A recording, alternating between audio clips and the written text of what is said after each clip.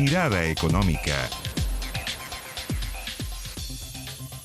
Hola, hola, ¿cómo les va? Mirada Económica en el aire a través de la pantalla de Canal 24 Horas. Media hora de conversación dedicada exclusivamente a la economía. Esta edición la vamos a tratar, la vamos a concentrar en la discusión que se reinicia a fin de mes con la reforma previsional en el Congreso. Pero antes, otro tema que fue tema durante la semana es el dólar. El dólar que coqueteó con los 900 pesos durante toda la semana y pone en duda, por ejemplo, metas de inflación, la Navidad. ¿Qué tan barata va a ser la Navidad ya cuando la inflación es el principal dolor de cabeza de millones de familias? Felipe Gallegos Colano. Es una imagen que ya se ve en las casas de cambio. El precio del dólar ha subido con fuerza en los últimos días al cotizarse en torno a los 900 pesos, sus niveles más altos en lo que va del año.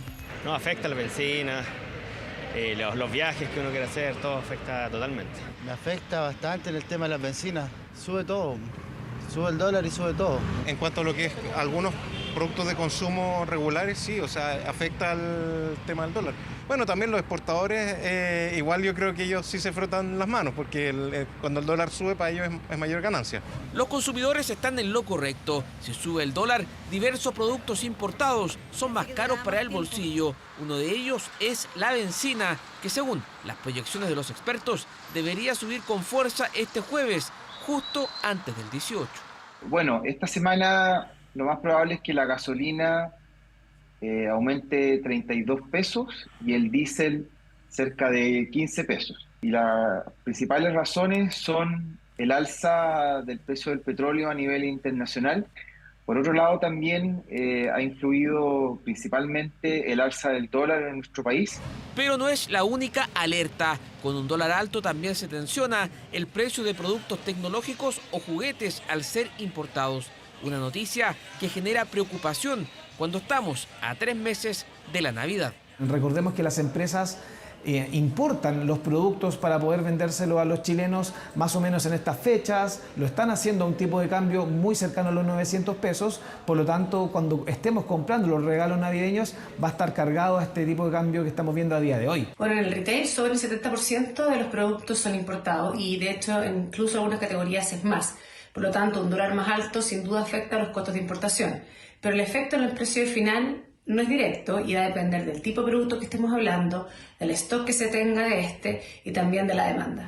Pero ¿qué está detrás de esta alza? Hay razones locales, como la baja en la tasa de interés, y también internacionales, como la subida en la tasa en Estados Unidos y las complicaciones financieras que atraviesa el sector construcción en China. Es un tema que incluso ha sorprendido al Banco Central, que monitorea de cerca esta fluctuación.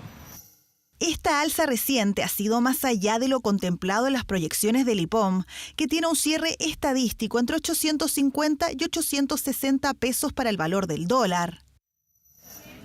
Una noticia que pone presión al control inflacionario y que inquieta el bolsillo de los chilenos, ya que el 70% de la canasta del IPC corresponde a productos importados. Inquietud con el dólar, inquietud con la inflación, también inquietud por la discusión de la reforma de pensiones, lo decíamos al comienzo del programa, una discusión que se podría o que se va a retomar a fines de mes. Justamente para profundizar en este tema, estamos con nuestro invitado de esta edición de Mirada Económica, el subsecretario de Previsión Social, Claudio Reyes. Subsecretario, bienvenido a la pantalla de Canal 24 Horas, ¿cómo le va? Buenas tardes, Andrés, ¿cómo estás?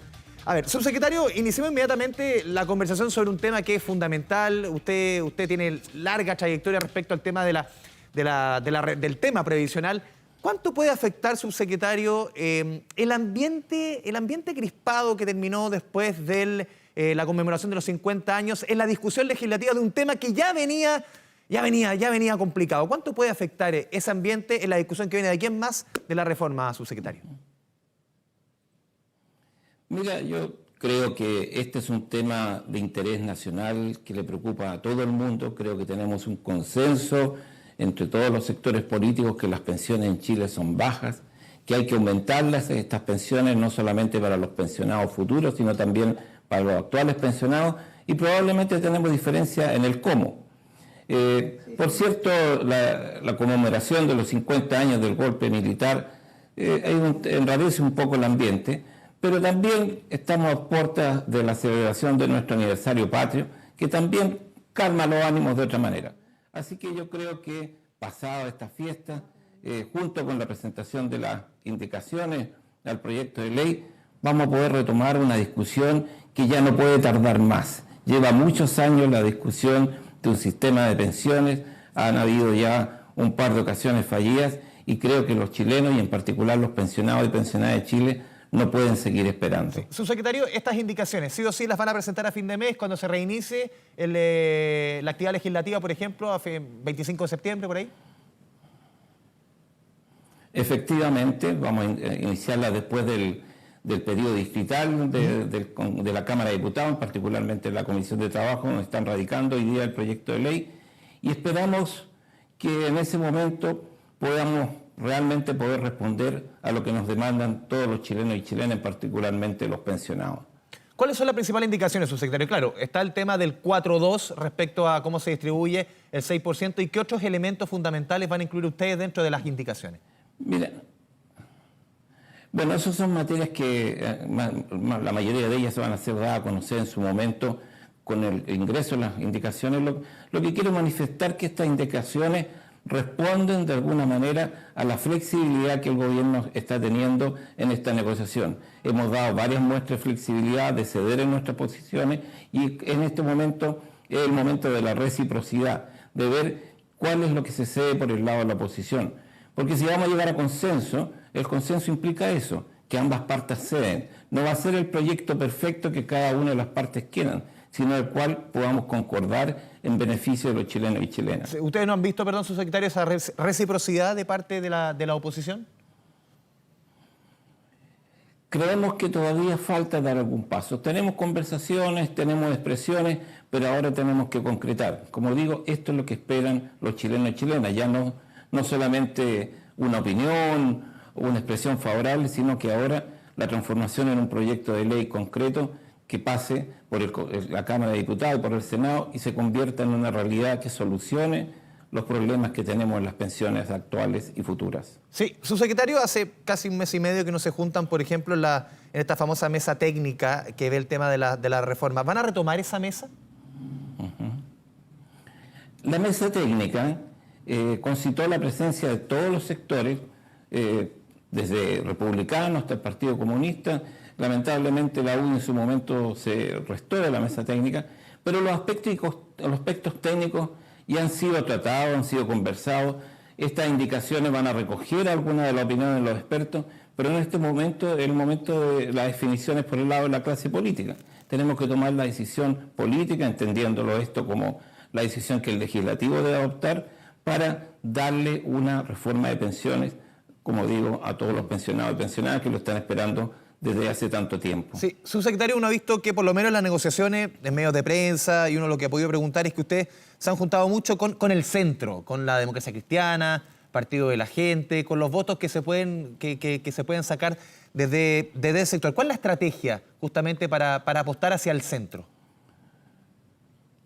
A ver, la estrategia, si la podemos llamar así, es lograr el más amplio consenso. Esto no es una materia que debiera tener disensos o posiciones extremas. Creo que hay un consenso en el diagnóstico, todos sabemos y vemos que hay pensiones bajas, pero lo importante es ponernos de acuerdo en el método. Yo les quiero mencionar que el día de ayer en el Senado, en forma unánime, se aprobó una ley que reforma el seguro de acompañamiento de los padres y madres que la ley sana, después vamos a conversar de ello, sí. En situaciones graves, la ley sana. Sí, pero yo quería levantar algo de eso. La ley sana existe porque hay solidaridad. La ley sana es un instrumento emblemático de la seguridad social y solamente puede existir porque hay solidaridad, en la cual los empleadores aportan para todos sus trabajadores, que tengan hijos o no, o que estén enfermos o no, en una condición grave. Y se benefician, por cierto, aquellos que pasan por ese trance. ¿Y tú crees que esa solidaridad es necesaria traspasarla, por ejemplo, en un sistema de pensiones? Bueno, las pensiones son, por esencia, un instrumento de la seguridad social. Y por lo tanto, la solidaridad, que es uno de los principios básicos de la seguridad social, a mi parecer, debe estar presente en una reforma previsional. Porque uno ve la posición, por ejemplo, de la oposición que se ha mantenido incólume, es que la solidaridad se hace de tributos, se hace de la PGU, ellos siguen sosteniendo que tiene que ir todo el 6% en una cuenta individual. Hay diversos factores que hacen inconveniente que todo esto vaya por el lado de la PGU, porque también lo que tenemos que hacer es incentivar al ahorro. Si la PGU aumenta mucho, lo que hacemos es desincentivar el ahorro, caemos en una cierta contradicción justamente con la reforma previsional que estamos impulsando, que reconoce el ahorro que las personas han tenido y de alguna manera premia a aquellos que han acumulado y que han destinado su esfuerzo destinando ahorros para su pensión. Y por lo tanto, ir por el otro lado crea un desincentivo que no nos ayuda para fortalecer el sistema previsional. Sí, uno recoge también, por ejemplo, impresiones, subsecretario desde la Democracia Cristiana, el presidente de ese partido, Alberto Undurraga, que dice, si llegamos, por ejemplo, en el 6%, hoy día el gobierno más o menos va a proponer las indicaciones un 4-2, si llegamos a un 3-3, dice Alberto Undurraga, votamos todos a favor. ¿Está el gobierno dispuesto, por ejemplo, a ceder a un 3-3? ¿Está dentro de las posibilidades? Mire, yo creo que eso lo va a decir la dinámica de las conversaciones. Lo importante en este caso es que exista un mecanismo que nosotros lo hemos denominado seguro social para que resuelva la situación de los pensionados actuales. Hay muchas medidas que van apuntando a las futuras pensiones, pero eso es una solución que va a tardar 20 o 30 años. Tenemos que resolver el problema de los pensionados actuales. 1,5 millones de chilenos que tienen pensiones que no les permiten terminar el mes. Estamos hablando no estamos hablando de los sectores más vulnerables que están de alguna manera resueltas muchas de sus problemas a través de la pensión garantizada universal.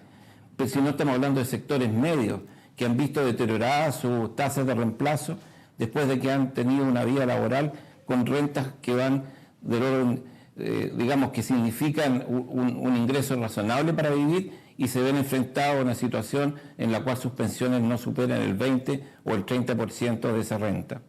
Subsecretario, ¿cuál es la fecha que se han puesto ustedes como gobierno para tener, ojalá, para ustedes, despachados de la Cámara de Diputados este proyecto hacia el Senado? Nosotros pensamos y esperamos que en el mes de octubre, a más tardar al principio de noviembre, podamos llegar al Senado con el proyecto de ley. Porque hay una ley de presupuesto de por medio, van a empezar las campañas o todo el movimiento político de cara al plebiscito constitucional. No va a ser fácil enfocar los esfuerzos justamente en el tema previsional. Es urgente, pero también van a haber otros elementos anexos que quizás se van a llevar parte no solamente de la negociación legislativa, también de la discusión política. Bueno, efectivamente, siempre nunca ha sido una tarea fácil. Hemos encontrado, como digo, llevamos 10 meses o más con este proyecto de ley en el legislativo. Tenemos obstáculos por delante, pero nosotros estamos dispuestos a enfrentar esos obstáculos, vencerlos, porque entendemos que la urgencia que hoy día apremia a los pensionados y pensionadas nos obliga a tomar estas decisiones, y creo que ese es el llamado, a que todos pongamos en primer lugar a estos chilenos y chilenas que hoy día tienen dificultades para, como digo, pasar el mes. Subsecretario, la ministra Jara ha dicho que ella por lo menos siente un optimismo moderado respecto a la discusión de la reforma. ¿Su optimismo también es moderado? ¿De qué nivel es? Bueno, yo también tengo un optimismo moderado, si se quiere, en mi caso, y creo que todos, tanto la ministra Jara como yo y quienes están en el Ministerio del Trabajo y Previsión Social, hemos tenido una mejor disposición a conversar con la contraparte, a llegar, como digo, intentar llegar a acuerdos, y por lo tanto lo que esperamos ahora es cierta reciprocidad, que vayamos acercando posiciones para poder dar finalmente con la solución que permita lograr las mejores pensiones para los pensionados actuales y futuros. ¿Dónde va usted el principal escollo, perdón, subsecretario? Esa misma visión. Yo creo que lo principal es que a veces se nos deja llevar un poco por la pasión de la coyuntura. Por eso este es un tema de futuro, un tema de Estado, el poder resolver la situación de los pensionados y pensionadas. O sea, la coyuntura, muchos temas que van muy lejanos, perdón, a la previsión, ¿se cruzan con este tema y lamentablemente alejan posiciones? Alejan posiciones a veces, también hacen perder el foco, y hacen perder, como digo, el sentido de urgencia. Lo importante sigue siendo el mejorar las pensiones de los pensionados. Y por lo tanto, si de repente, por simplemente hacer valer un punto de vista o quizás fijar una posición, dilatamos esa decisión, lo que estamos haciendo es dilatar algo que se está esperando hace tanto tiempo. Subsecretario, le pido que se mantenga en línea. Vamos a ir a la pausa en Mirada Económica. Estamos conversando con el subsecretario de Previsión Social, Claudio Reyes. Volvemos de inmediato. Vamos a seguir conversando sobre reforma de pensiones y también la ley Sana, que es muy importante cómo el gobierno está buscando robustecer esta ley que es tan importante para muchos padres que buscan, obviamente, proteger y acompañar a sus hijos. Vamos y volvemos a Mirada Económica.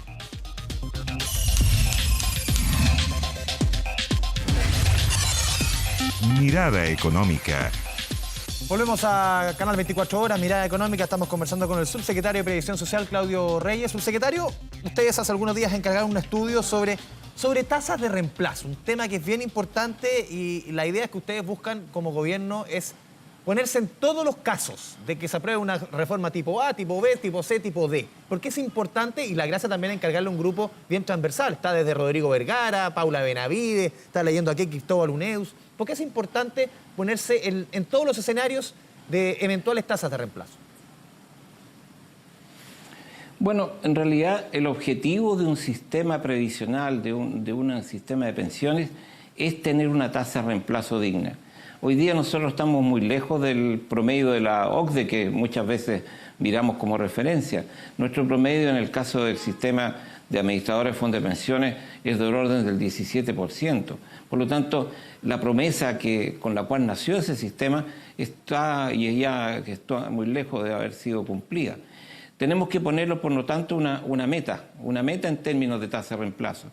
Esto es que la pensión que las personas perciban cuando se jubilan no tenga un nivel demasiado lejano de la última remuneración que percibían. En este estudio, perdón, subsecretario, no se va a incluir la PGU, ¿no? Dentro de esa tasa. Se incluye la PGU para ¿Ya? aquellos segmentos que la perciben. Pero lo importante aquí, sobre todo, es apuntar hacia los sectores medios, que probablemente es donde se perciben las tasas más bajas de reemplazo.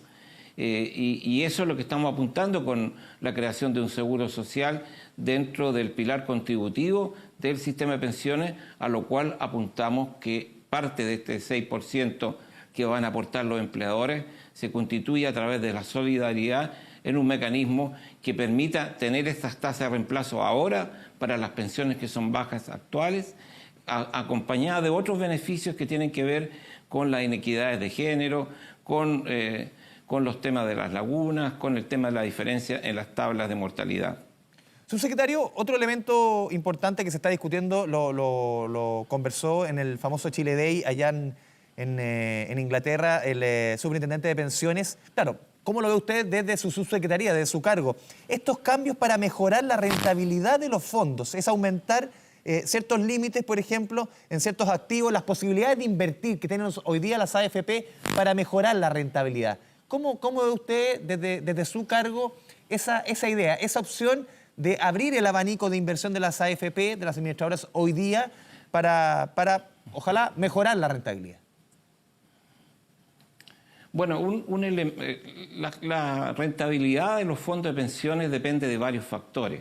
Uno de ellos, y muy fundamental, es la rentabilidad de las inversiones que se hacen con esos fondos que los afiliados aportan como ahorro previsional. Ampliar las alternativas también nos permite diversificar el riesgo. Los tiempos económicos en los últimos años, por diversos factores, han sido de mucha volatilidad. Creo que muchos ya lo han sentido en la disminución de sus fondos y también de sus pensiones, en particular los que tienen retiro programado. Por lo tanto, abrir a más alternativas permite tener un abanico más amplio de alternativas para poder invertir esos fondos.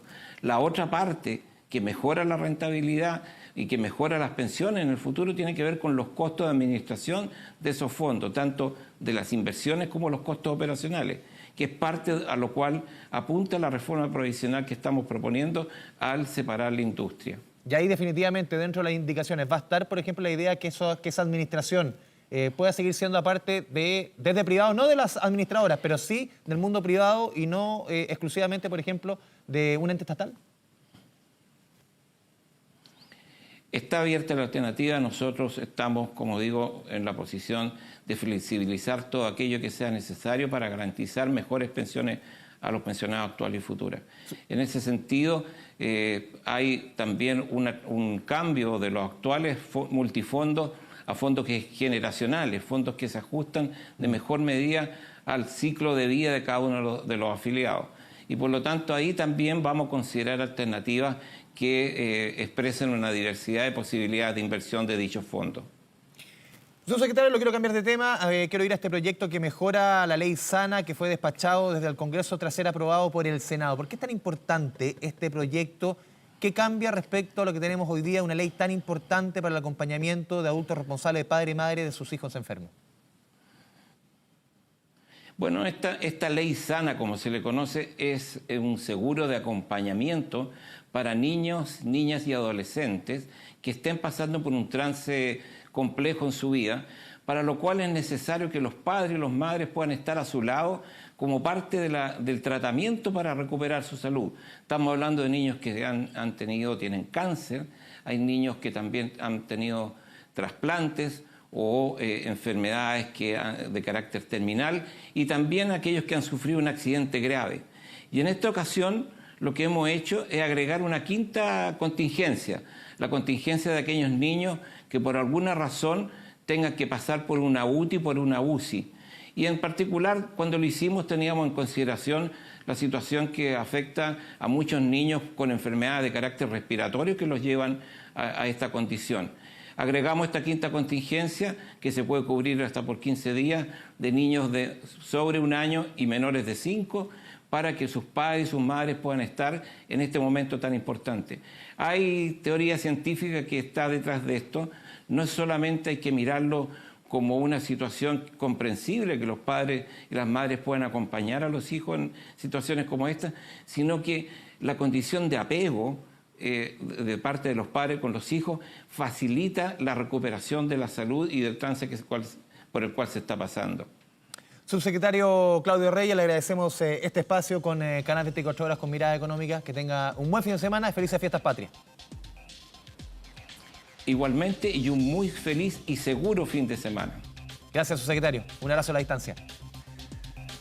De esta forma vamos cerrando Mirada Económica a través de la pantalla de Canal 24 Horas. Nos vemos en una próxima oportunidad y muchas gracias por la sintonía de toda la semana. Chao, chao.